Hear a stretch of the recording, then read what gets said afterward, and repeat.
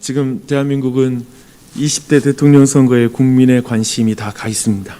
민주주의 정치는 정치 세력이 그리고 정치인이 공약을 내고 다수의 지지를 받아 선출된 이들이 지지자와 그리고 국민 다수의 행복을 위하여 위임된 권력을 가지고 통치하는 것이 바로 민주정치의 구조입니다.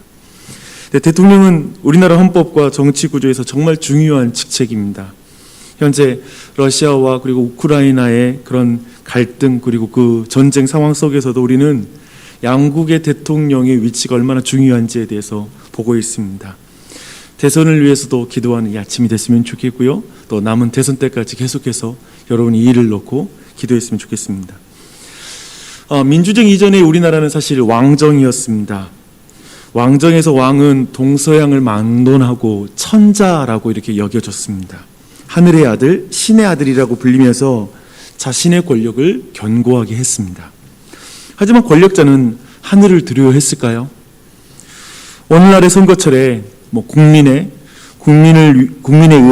국민을 위한이라는 이런 표현들이 그저 많은 사람들에게 값싼 수사처럼 들리는 것처럼 왕들은 늘 자신의 뜻대로 나라를 다스렸습니다. 물론 탁월한 왕들과 정치 지도자들의 업적을 폄훼할 그런 마음은 전혀 없습니다.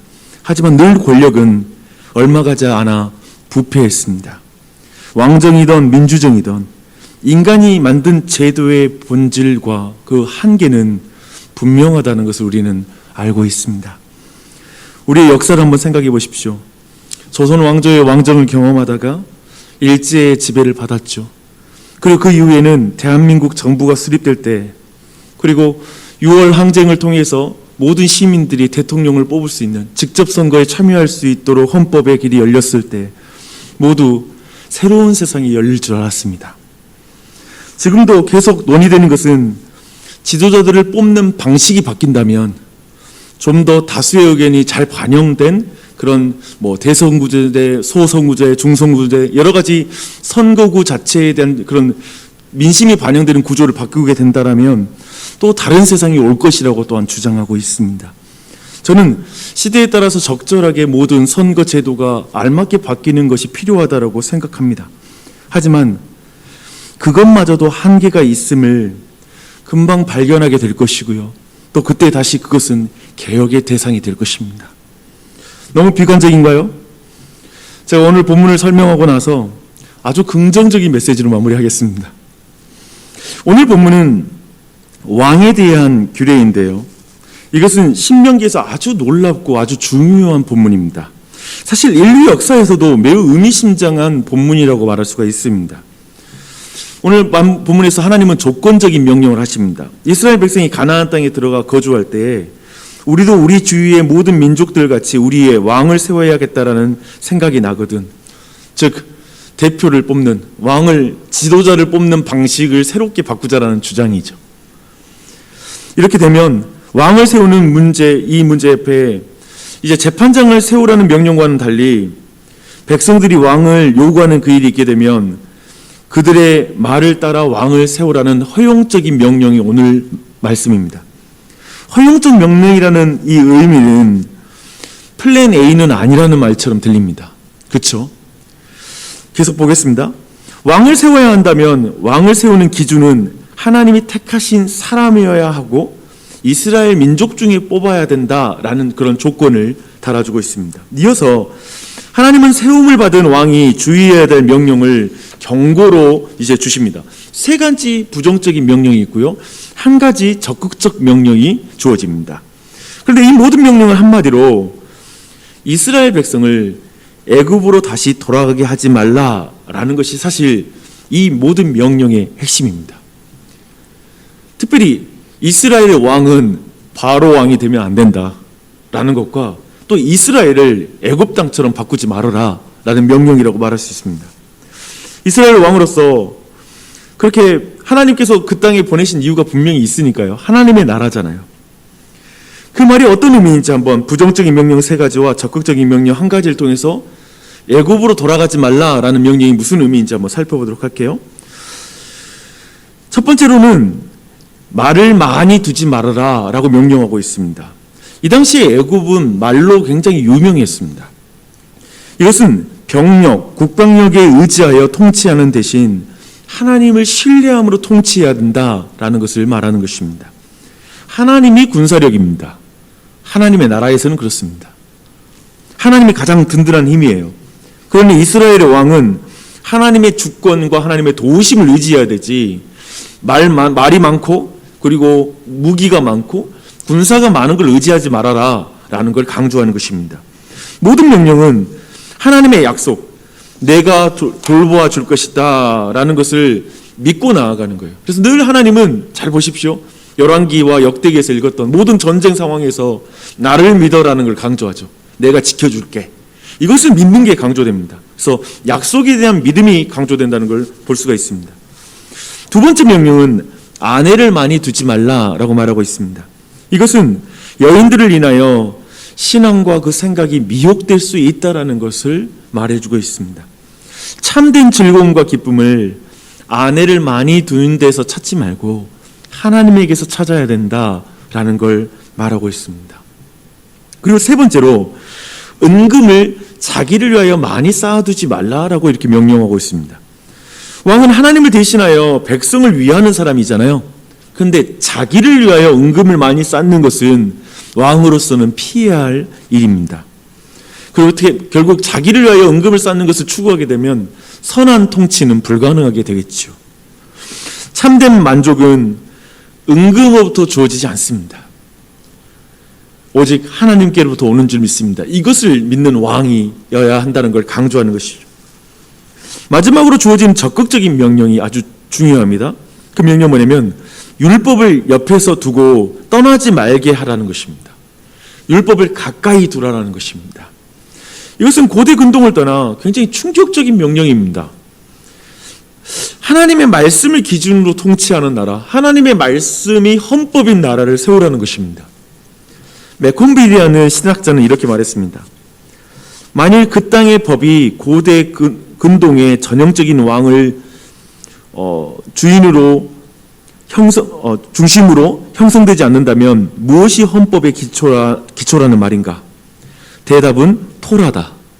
토라는 모세오경이죠. 토라다. 신명기의 주제로서 토라의 의미는 이곳 본문에 제시된 이 책 자체에 대한 언급만큼 강력한 묘사는 없다. 이스라엘의 권위의 원천은 다른 나라와 달리 왕으로부터 나오는 것이 아니라 하나님의 말씀으로부터 나온다. 그렇죠? 과거의 모든 헌법은, 왕정은 왕이 헌법의 기초잖아요. 그러나 이스라엘은 다릅니다. 오직 하나님으로부터, 하나님의 말씀으로부터 모든 헌법이 나오는 것이죠. 그렇게 하면 그의 왕위가 장구할 것이라고 약속하고 있습니다. 왕위는 자기 자신이 지키는 게 아니에요. 하나님이 지켜주는 것이다 라는 것을 말하는 것으로 오늘 말씀 마무리가 됩니다. 만약 이스라엘의 왕이 국방력을 의지하고 또한 그 왕이 많은 여인에게서 기쁨과 위안을 찾고 그리고 자기를 위하여 은금을 쌓는 것에 관심을 갖는다면, 더하여 하나님의 말씀이 안중에도 없다면 그가 바로 바로입니다. 그렇죠? 바로 왕입니다. 그 땅은 더 이상 하나님의 나라가 아니라 애굽입니다. 그런데 이스라엘의 역사에서 우리가 보는 것은 무엇입니까? 한번 여러분이 늘 읽어왔던 이스라엘 역사를 한번 생각해 보십시오. 권력과 부와 지위가 주어졌을 때 그것을 감당할 수 있는 인간이 하나도 없다라는 게 이스라엘의 역사가 증명하는 것입니다. 열왕들의 역사를 한번 보십시오. 다윗이 밧세바에게서 위로를 얻습니다. 솔로몬의 역사를 보십시오. 저는 이 솔로몬이 오늘 말씀에 가장 부딪히는 사람이라고 생각해요. 모든 조건을 깨버려요. 솔로몬은 시작부터 하나님이 주신 부로 애굽의 말들을 사들입니다. 그리고 애굽의 공주를 왕비로 맞아들이고요. 성경 보십시오. 그 왕비를 위하여 신전을 지어줍니다. 흥미롭죠? 수많은 아내를 솔로몬은 두었습니다. 저 유명한 히스기야 왕을 보십시오. 하나님의 은혜로 죽다 살아나죠. 그리고 그 생명의 연장을 받습니다. 근데 그가 바벨론에서 온 사신들에게 국고를 다 열어주고 다 보여주면서 자신이 쌓은 은과 금을 자랑합니다. 그래서 이스라엘의 왕은 자신이 조건적으로 허용된 왕임을 기억해야 되는데 그렇지 못하는 것이죠. 이 모든 조건을 잊어버리게 됩니다. 하나님만이 참된 왕이신 것을 기억해야 되는데 그렇지 못합니다. 그래서 이스라엘의 왕은 선지자들을 통해서 수없이 경고를 받았습니다. 그럴 위치예요. 그런데 그들의 경고를 대부분 외면합니다. 주 안에 사랑하는 여러분, 여러분 모두는 사실 각 개인이 진리의 기준인 시대를 살고 있습니다. 그걸 포스트 모던 시대라고 말합니다. 사실 여러분 누구 말 듣습니까?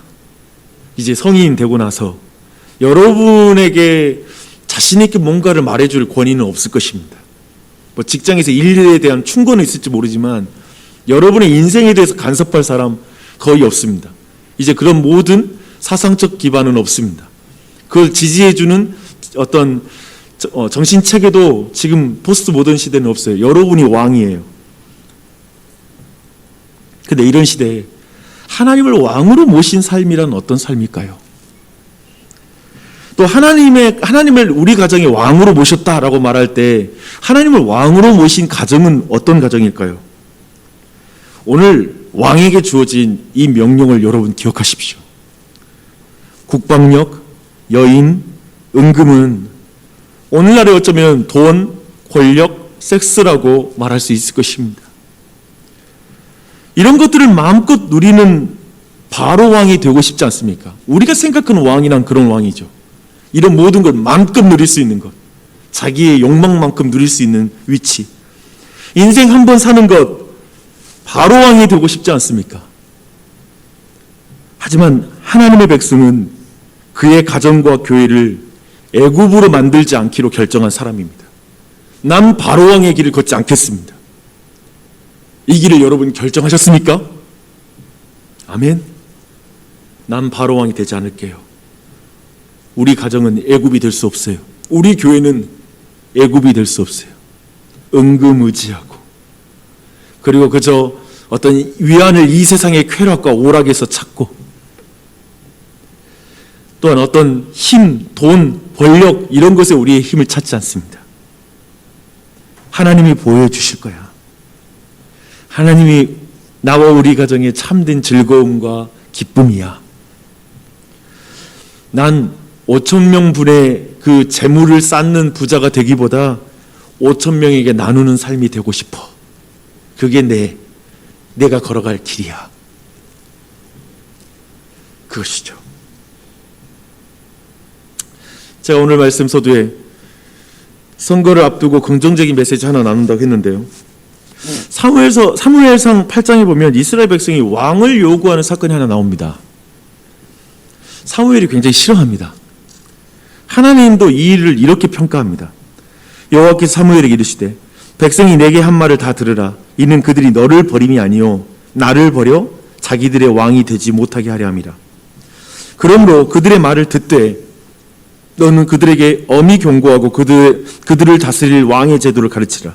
이르되 너희를 다스릴 왕의 제도는 이러하니라. 그가 너희 아들들을 데려다가 그의 병거와 말을 어거하게 하리라.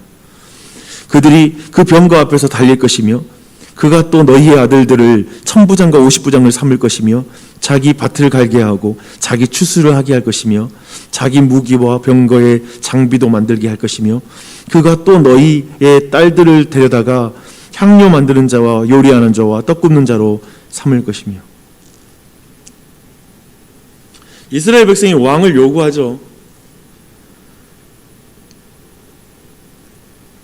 근데 그것에 대해서 그 왕이 모든 걸 해결해 줄 거라고 생각하죠. 지금의 문제를. 근데 지금 하나님 뭘로 보냐면 거기 그렇게 정치에 대해서 어떤 그 제도에 대해서 왕에게 완전히 마음이 빼앗겨버린 이스라엘 백성, 바로왕과 같은 왕이 생기면 우리는 이런 문제 없을 거야 라고 생각하면서 그런 왕을 지금 강구하는 걸 너무 싫어하는 거예요. 하나님이 너무 싫어하는 거예요. 제가 요즘 보는 한국 사회에는 그것입니다. 정치에 목을 건 분위기, 지도자에게 목숨을 건 분위기. 저는 이 상황 속 여러분에게 저는 선거를 아주 신중하게 여러분이 잘 하시기를 바랍니다. 선거에 꼭 참여해 주십시오. 꼭 하십시오. 그것은 이 민주주의 정치를 통해 일하시는 하나님을 인정하는 행동입니다. 순종하는 행동입니다. 선거 잘해야 돼요. 그런데 내가 지지하지 않는 이가 당선되더라도 절망하지는 마십시오. 또한 내가 지지하는 그 정당의 정치인이 대통령이 됐다고 해서 천국이 될 것처럼 희망에 부풀지도 마십시오. 온 세상의 왕은 하나님이십니다. 제가 오늘날 한국교회에 정말 여러분 상상하지 못할 일이 벌어지고 있어요. 어떤 지역색에 따라서 그냥 주일 설교에 정치 이야기를 하도 많이 해서 너무 힘들다는 거예요. 부지기수예요. 어마어마하게 많은 교회들이 지금 정치와 이번 대선에 한국교회의 전망에 달려있다고 걸고 있고, 광주에 있는 어떤 교회는 그렇다 하더라고요. 누구누구를 지지하는 사람은 지옥 갈 것이다. 이런 설교가 단상에서 선포됩니다. 지금 뭐가 어떠냐면 사회도 그렇지만 교회들도 마치 어떠한 정치 세력이 왕이 돼야지, 아니면 어떤 대통령이 되면, 죄송해요, 왕은 아니니까 어떤 대통령이 돼야지 기독교의 전망이 거기에 달려있다고 생각하는 거예요. 나는 그것이 너무나 화가 나요. 분노가 치밀어 올라요. 왜냐하면 하나님을 이 땅의 왕으로 인정하지 않는 말이니까, 교회의 주인으로 인정하지 않는 말이니까 저는 그게 그렇게 싫어요. 그리고 이것에 대해서는 정말 저는 분노를 터뜨릴 것이고 화를 낼 거예요. 누구 지지하자는 말이 아니에요. 거기에 교회의 전망을 거는 것은 아니라는 거예요. 왜냐하면 교회의 주인이 하나님이시고 이 나라의 주인도 하나님이신 줄 믿습니다.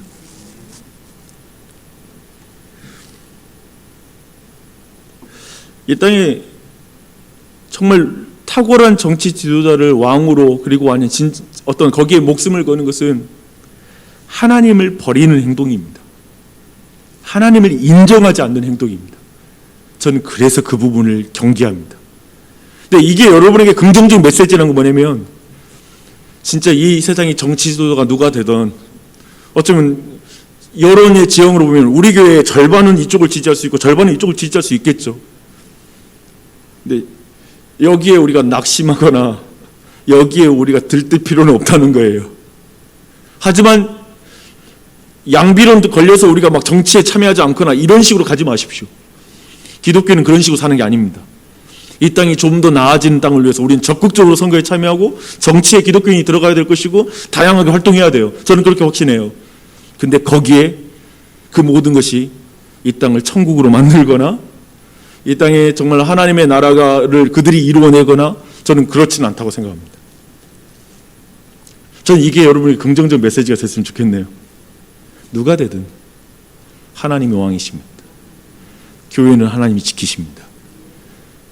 그 복음의 은혜와 용기 안에서 또 함께 기도하며 나아갈 때, 아까 제가 나눈 것처럼 여러분 각자 어쩌면 내가 왕처럼 살아가는 인생인데 다시 한번 주님 앞에 어떻게 서야 될지, 은과 금과 여인과 그리고 그 군사력이라는 것에 대해서 하나님이 경계를 두시는 것, 조건을 두시는 것, 특별히 여러분이 이런 기도를 드렸으면 좋겠어요. 하나님, 선지자를 통해서 왕을 늘 깨닫게 하신 것처럼 나와 우리 가정이 주님이 주신 것으로 취해서 살지 않고 내가 건강하게 하나님을 섬길 수 있도록 끊임없이 나를 책망하는 말씀이라도 그런 많이 들릴 수 있게 해주십시오. 사실은 부와 권력으로부터 이길 수 있는 사람이 아무도 없다라는 게 이스라엘 역사는 증명하고 있는 측면에서 선지자들의 말에 깨닫는 것밖에 없어요. 옆에서 쓴소리를 해주는, 하나님의 말씀을 증거해 주는 것을 계속 듣는 것 외에는 그 마음을 지킬 수 없다라는 게 성경의 역사의 증명이죠. 그래서 여러분이 그런 기도를 할 필요가 있어요. 매 주일마다 때마다 교우들을 통해서 설교에서 선포된 말씀 통해서 들리는 말씀 앞에 제가 하나님의 음성을 듣게 해주시고 그 가운데 우리를 지켜주시옵소서. 이렇게 간구하는 우리 모두가 되시기를 축원합니다.